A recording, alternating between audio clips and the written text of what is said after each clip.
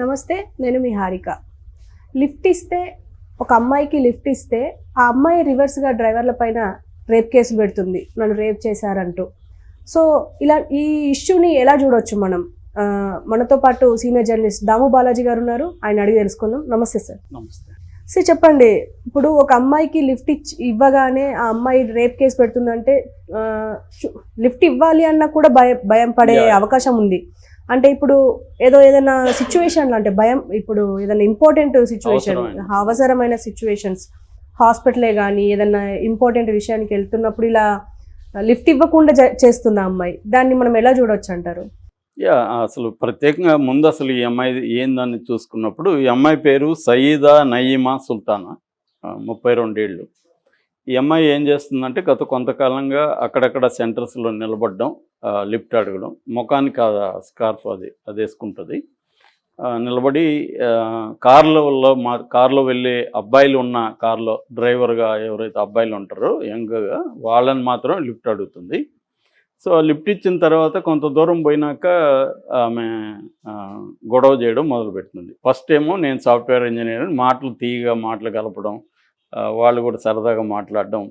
జనరల్గా అబ్బాయిలకు కూడా ఎలా ఉంటుందంటే, ఎవరో యంగ్ అమ్మాయి కారు ఎక్కింది, సరదాగా ఏమన్నా ట్రై చేయొచ్చా అన్నట్టుగా వాళ్ళకి ఉంటుంది. సో ఈ అమ్మాయి కూడా అటువంటి అభిప్రాయం కలగజేస్తుంది, చాలా క్లోజ్గా మూవ్ అవుతున్నట్టు అలాగా.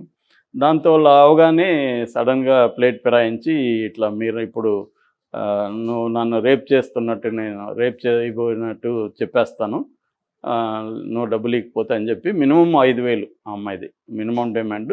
ఆ కారు దాన్ని బట్టి ఆ అమ్మాయి అంచనా వేసుకొని ఎంత అడగాలో అడుగుతుంది. అంటే BMW అయితే ఒక రేటు, మారుతి షిఫ్ట్ అయితే ఒక రేటు, ఇలాగా. సో అడిగి ఒక్కోసారి బట్టలు కూడా చింపుకోవడం, గోర్లు చేసుకోవడం, ఇటువంటివి కూడా డ్రామా చేస్తుంది. రెండోది ఏంటంటే, అమ్మాయి లీగల్గా కూడా బాగా స్టడీ చేసింది, కేస్ స్టడీస్ కూడా. అంటే రేపు కేస్ స్టడీస్లో ఏమేమి శిక్షలు పడినాయి, తర్వాత సెక్షన్లు ఏంటి, రేప్ సెక్షన్లు 354 నుంచి ఉన్నాయి, 376 ABCD వరకు ఉన్నాయన్నమాట.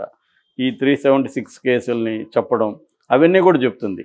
అంటే వాళ్ళకి ఇంకా భయం, ఆ ప్రాసెస్ అంతా చెప్తుంది. ఎందుకంటే ఈ మధ్య కొత్త BNS అని వచ్చింది, IPC బికమ్స్ BNS అంటే భారతీయ న్యాయ సంహిత. దీంట్లో ఏంటంటే రేపుకి కూడా మరణశిక్ష వరకు ఉందన్నమాట. రేపు చేసిన కొన్ని కేసుల్లో మరణశిక్ష వరకు ఉంది, లైఫ్ వరకు ఉంది.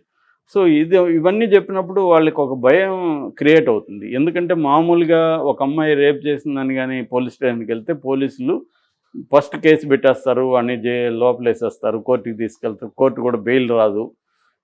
ఇదంతా వాళ్ళకు కూడా తెలిసి ఈ అమ్మాయి ఇవన్నీ చెప్తుంది కూడా, ఇది జరగబోయేదని.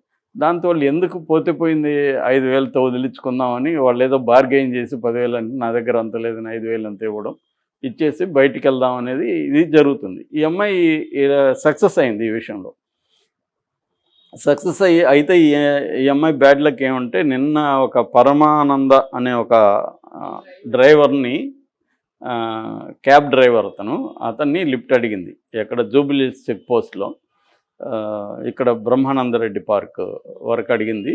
సో ఇచ్చిన తర్వాత పార్క్ దగ్గరికి రాగానే సేమ్ ఇలాగే స్టార్ట్ చేసింది. అతను ఒక్కసారిగా షాక్ అయిపోయాడు.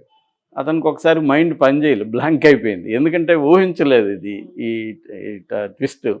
దాంతో ఒకసారిగా అతను కాసేపు సంభాలించుకున్నాడు, ఏం చేయాలని అతను ఆలోచించాడు.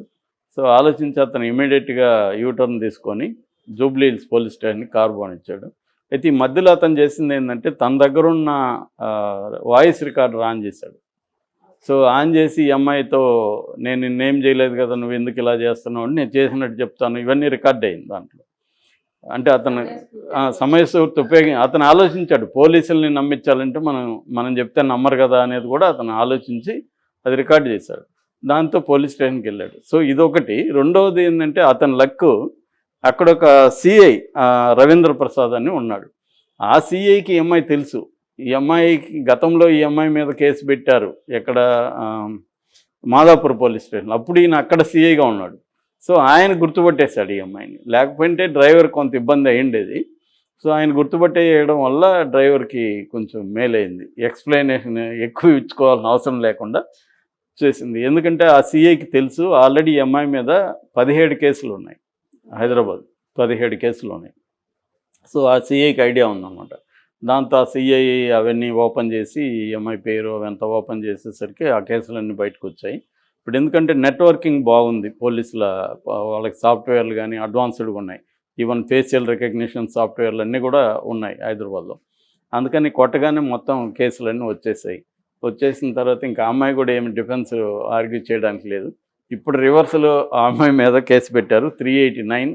అదేంటంటే ఎక్స్టార్షన్, ఒక నేరంలో నేను నిరికిస్తానని ఎవరినన్నా భయపెట్టి డబ్బులు ఎక్స్టార్షన్ చేస్తే 389 సెక్షన్ కింద కేసు పెట్టచ్చు. దాని కింద 10 ఏళ్ళ వరకు ఈ అమ్మాయికి శిక్ష పడే అవకాశం ఉంది. బట్ బెయిలబుల్ ఇది. అంటే ఈ అమ్మాయి నేను అనుకోవడం ఇదంతా కూడా అమ్మాయి రీసెర్చ్ చేసి ఉంటుంది. ఒకవేళ నేను దొరికితే ఏ సెక్షన్ కింద పెడితే నేను ఏం చేయాలో కూడా ఈ అమ్మాయికి ఐడియా ఉంటుంది. ఎందుకంటే 17 కేసులు కదా. అంటే ఇన్ని సెక్షన్లు ఆలోచించుకున్నామే, నేను ఎలా బయటికి అది కూడా ఉంటుంది, ఆ అమ్మాయికి క్లారిటీ ఉంటుంది. ఎందుకంటే ఆమె బాగా స్టడీ చేసింది, సాఫ్ట్వేర్ కూడా ఇంజనీర్ కూడా పనిచేసినట్టుగా ఉంది. ఆ అమ్మాయి ఇవన్నీ స్టడీ చేసి అమ్మాయి కొంత మోడర్న్ క్రిమినల్గా మనం చెప్పుకోవచ్చు. అంటే ఏదో బెదిరించేద్దామని రాకుండా కొంత హోంవర్క్ బాగా చేసింది. మామూలుగా నా పర్సనల్ ఇదేమంటే నేను 8 months జైల్లో ఉన్నాను. అప్పుడు ఇలాంటి క్రిమినల్స్ చూశాను. వాళ్ళు ఏంటంటే సిస్టమేటిక్గా ఉంటారు. వాళ్ళకి లీగల్ సిస్టంతో ఎలా డీల్ చేయాలో తెలుసు. అంటే అరెస్ట్ అయినప్పుడు పోలీసులతో ఎలా డీల్ చేయాలి, కోర్టులో ఎలా డీల్ చేయాలి, అడ్వకేట్స్ని ఎవరిని పెట్టుకోవాలి, తర్వాత జైలుకి వెళ్ళినాక జైల్లో మనం ఎంతకాలం ఉండొచ్చు, ఇంతకాలం జైల్లో వీలైనంత కంఫర్టబుల్గా ఉండాలంటే ఇక్కడ ఏం చేయాలి, ఇవన్నీ కూడా వాళ్ళకి స్టడీ ఉంటుంది, కొంత అనుభవం ఉంటుంది. అనుభవం ఉన్న వాళ్ళు ఏం చేస్తారంటే, అనుభవం లేనివాడు ఫస్ట్ టైం జైలుకి రాగానే ఓని ఏడుస్తుంటాడు, నా జీవితం నాశనం అయిపోయింది అవన్నీ. అనుభవం ఉన్న వాళ్ళు చాలా కూల్గా ఉంటారు. వాళ్ళు రాగానే మొత్తం స్టడీ చేస్తారు. ఫస్ట్ వాళ్ళు ఏం చేస్తారంటే సెల్ సెలెక్ట్ చేసుకుంటారు, నాకు ఈ సెల్ కావాలని.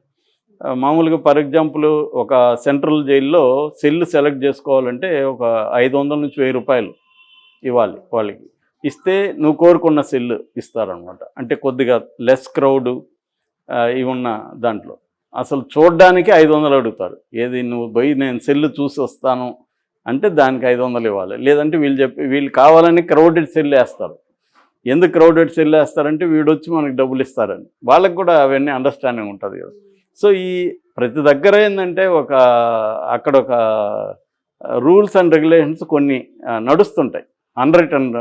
అవి అర్థం చేసుకోవాలి. ఆ జైలు అనేది ఒక ప్రపంచం అంటే ఆ ప్రపంచాన్ని ఎలా డీల్ చేయాలో అర్థం చేసుకోవాలి. సో ఈ అమ్మాయి అదంతా అర్థం చేసుకుంది. ఈ కాంటెక్స్ట్లో అసలు ఉమెన్ బై క్రైమ్ అని గూగుల్లో కొడితే ఒక్క ఎంట్రీ కూడా రావట్లే. అన్నీ కూడా క్రైమ్స్ అగైనెస్ట్ ఉమెనే వస్తున్నాయి. దానికి కారణం ఏంటంటే ఇప్పటికి కూడా ఫిమేల్ క్రైమ్స్ అనేవి చాలా తక్కువ ఉన్నాయి. అంటే స్త్రీలు చేసే క్రైమ్స్ ఇండియాలో చాలా తక్కువ ఉన్నాయి. అది ఈ మధ్య ఒక స్టడీ గురించి చెప్పాలి. అదేంటంటే ఒక ఆర్గనైజేషను వారణాసి, జైపూర్, ఫిరోజ్పూర్ 3 జైళ్ళని తీసుకొని స్టడీ చేశారు. ఉమెన్ ప్రిజనర్స్ని కలిసి వాళ్ళు ఏ కైండ్ ఆఫ్ క్రైమ్స్ చేశారు, ఎందుకు చేశారు అని స్టడీ చేసినప్పుడు ప్రధానంగా ఏంటంటే డౌరీ రిలేటెడ్ క్రైమ్స్ ఎక్కువ ఉమెన్లో పార్టిసిపేట్ చేస్తున్నారు. అంటే అత్తలు కావచ్చు, ఆడపడుచులు కావచ్చు, వీళ్ళు కోడళ్ళని లేకపోతే తమ్ముడు భార్య, అన్న భార్యని చంపడం, అరెస్ట్ చేయడం, ఈ కైండ్ ఆఫ్ క్రైమ్స్లో ఉమెన్ ఉన్నారు. రెండవ ఉమెన్ ఏంటంటే ఎక్కువ చదువుకోకుండా పూర్ బ్యాక్గ్రౌండ్స్ వచ్చిన వాళ్ళు థెఫ్ట్ లో ఎక్కువ, అంటే దొంగతనాలు వీటిలో ఎక్కువ ఉన్నారు. అంటే ఫ్రాడ్ చేయడం, అంటే షాపుల్లో పోయి షాప్ లిఫ్టింగ్ అంటారు కదా, షాప్లోకి వెళ్ళి దొంగిలించడం. ఈ మధ్య ఆ వీడియోలు కూడా బయటకు వస్తున్నాయి, లేడీస్ బాగా చేస్తున్నారు. సో అటువంటివి ఫ్రాడ్ చేయడం.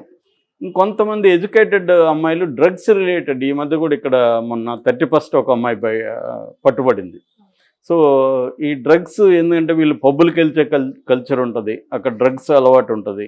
సో వీళ్ళ అమ్మాయిలు కూడా డ్రగ్ పెడ్లర్స్తో స్నేహాలు చేయడం, ఈ కైండ్ ఆఫ్ వాళ్ళు మెల్లమెల్లగా డ్రగ్స్ అలవాటు అయినాక డబ్బులు కావాలి కదా, ఆ డబ్బులు కావడానికి వీళ్ళే డ్రగ్ పెడ్లర్గా తయారవుతారు. డ్రగ్ యూజర్స్ దగ్గర నుంచి డ్రగ్ పెడ్లర్ అవుతారు, ఎత్తుతారు.